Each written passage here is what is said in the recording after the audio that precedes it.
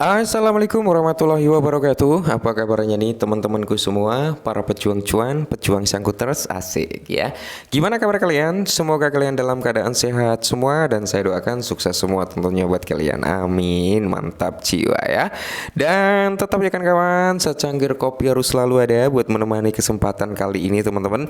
Dimana kalau kita lihat bersama-sama ya, untuk segi market cap masih di area 2,47 triliun dolar. Bitcoin dominans teman-teman ada persentase penurunan karena kali ini berada di area 53,3% teman-teman. Semoga saja ya Bitcoin dominans ini bisa menyentuh di range 30-an gitu ya, kepala tiga lah ya, harapannya seperti itu teman-teman. Dan sedangkan Fair and Greed Index ya kali ini berada di poin 64 teman-teman ya, dalam kondisi greed. Jadi orang-orang itu nggak takut, nggak tamak juga, netral gitu teman-teman ya. Dan kalau kita mengacu pada pergerakan Bitcoin teman-teman ya, naik turun lah ya dari 67 something sampai di area 66 something gitu teman-teman. Jadi pergerakan daripada Bitcoin ini ke ya bisa dikatakan sedikit sideways atau konsolidasi gitu teman-teman ya. Sedangkan kalau kita mengacu dengan price action yang lain teman-teman, di sini dalam kondisi ya ijuk royo-royo rasa sangkut teman-teman, mantap jiwa ya. Oke teman-teman, di sini ada sedikit bisa dikatakan ya bad news ya teman-teman, tapi ada sedikit good newsnya gitu ya. Jadi apa sih bang? Ya kita perlu antisipasi, kita perlu waspada teman-teman ya. Jangan sampai hal ini membawa persentase penurunan kembali daripada Bitcoin dan altcoin. Oke, kita langsung bahas. Nah, jadi di sini teman-teman ya, Mt. Gox ya mulai melepaskan klaim Bitcoin senilai 9 miliar dolar kepada kreditur. Oke, kita ketahui sendirilah ya, Mt. Gox ini teman-teman suatu platform pertukaran terbesar pada masanya teman-teman. Ya mungkin kalau saat ini seperti Binance gitu yang sempat ambruk teman-teman dan mengakibatkan apa? Para user daripada Mt. Gox ini mengalami kerugian yang cukup signifikan. Nah, dan di sini teman-teman Mt. Gox udah mulai mau melepaskan nih atau mendistribusikan ya Bitcoin senilai 9 miliar dolar teman-teman ke para krediturnya itu teman-teman, orang-orang yang terkena imbasnya. Nah, lantas di sini apa yang perlu kita waspadai? Jadi gini teman-teman ya, kreditor Mt. Gox ya telah diberikan pembaruan yang merinci jumlah Bitcoin yang akan dikembalikan dan tanggal pembayaran yang dijadwalkan teman-teman. Jadi udah mulai memberikan informasi kepada usernya teman-teman ya, bahwasanya ini akan ada pengembalian dana nih ya kan, dan akan memberikan tanggal pendistribusiannya. Nah, salah satu bursa Bitcoin tertua di Mt. Gox ya telah secara resmi memulai proses pengembalian kreditur dari timbunan Bitcoin senilai 9 miliar dolar pada hari Senin 22 April. Beberapa kreditur Mt. Gox menyatakan bahwa mereka telah mulai menerima pembaruan atas klaim mereka. Nah, jadi di sini yang perlu kita antisipasi adalah gini teman-teman ya. Ketika kreditur mereka menerima Bitcoin dari Mt. Gox teman-teman ya, yang perlu kita antisipasi adalah apa? Ya, ketika kreditur tersebut tiba-tiba menjual kepemilikan Bitcoin mereka, maka di sini akan terjadi volatilitas harga daripada Bitcoin, teman-teman ya. Yang kedua, ketika kreditur tersebut meminta uang fiat, teman-teman, atau stable coin ya, maka di sini Mt. Gox pasti akan menjual ya sesuai dengan hak yang diminta tersebut teman-teman. Maka Mt. Gox akan menjual Bitcoinnya untuk memberikan dalam bentuk stable coin gitu teman-teman, dan di sini pun akan mengakibatkan apa? Volatile harga daripada si Bitcoin juga. Nah, jadi di sini ya, pembaruan yang diterima oleh kreditur Mt. Gox mencangkup informasi seperti jumlah Bitcoin yang akan dikembalikan serta tanggal pembayarannya.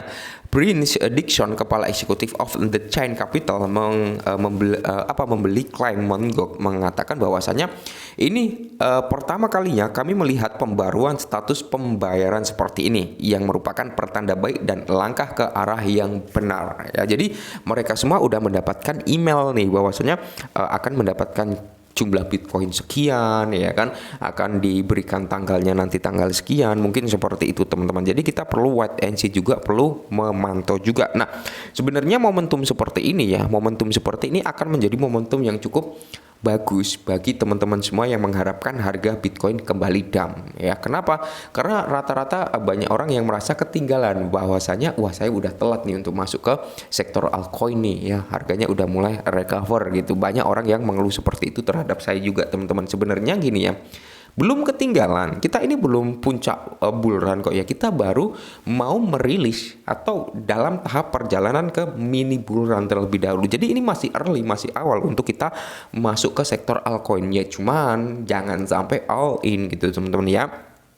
Nah, jadi di sini ya keuntungan atau good newsnya teman-teman, berita bagusnya ketika ini nanti para usernya menerima kreditur dari Mongoc ya, dan mereka menjual ke kepemilikan mereka, maka di sini akan terjadi volatile harga daripada Bitcoin mungkin mengalami penurunan. Nah, hal ini yang biasanya dimanfaatkan oleh bandar-bandar besar ya kan, oleh para entitas besar, oleh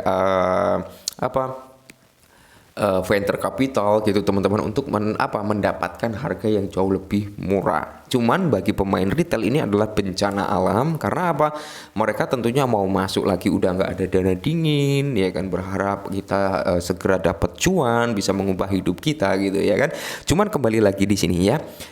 Kuat mental nggak kalian untuk nge-hold altcoin kalian? Kuat nggak untuk mempertahankan gitu ya? Kalau kalian kuat dengan gempuran-gempuran penurunan yang mungkin ya dalam tanda kutip ketika Mongoc mendistribusikan kepemilikan mereka gitu ya, kemungkinan besar kalian akan mendapatkan cuan kalau kalian kuat menahan. Nah, pernah menjadi bursa Bitcoin terbesar secara global, Mongoc yang berkantor pusat di Tokyo mengalami peretasan pada tahun 2011 dan kemudian dinyatakan bangkrut pada tahun 2014. Pada tahun sebelumnya, jaksa Amerika Serikat menuduh 2 orang Rusia berkolaborasi dengan orang lain untuk menyusup ke server pulsa.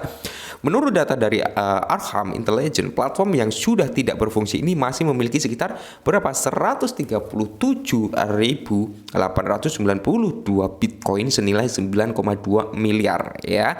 Catatan sebelumnya menunjukkan bahwa Mongoc juga memiliki Bitcoin Cash dan mata uang fiat, dengan sebagian dari uang fiat tersebut telah dikembalikan teman-teman. Nah, jadi di sini ada 2 faktor teman-teman ya. Saya yakin nih semua pengguna Mongoc di tahun 2011 yang kena hacker ya, yang akhirnya bangkrut di tahun 2014, mungkin sebagian dia udah lupa dengan email, password untuk masuk ke dalam aplikasi Mongoc dan tidak bisa melakukan klaim ya, tidak bisa melakukan klaim. Nah, lantas apa yang bagi mereka yang tidak bisa melakukan klaim? Maka di sini pendistribusian tersebut mungkin Mongoc tetap akan menahannya atau akan menjualnya dalam bentuk fiat. Tapi kalau menurut saya pribadi, Mongoc akan menahannya teman-teman ya.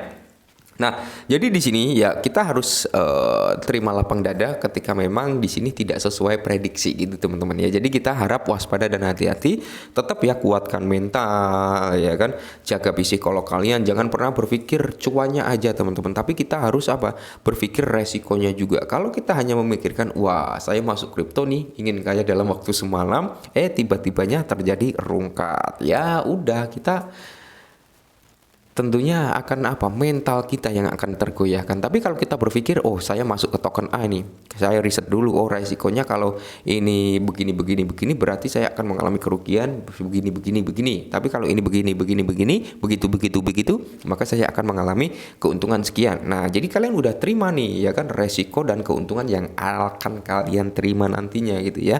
Perlu saya ingatkan sekali lagi, kripto adalah sektor yang sangat kejam, teman-teman. Kenapa?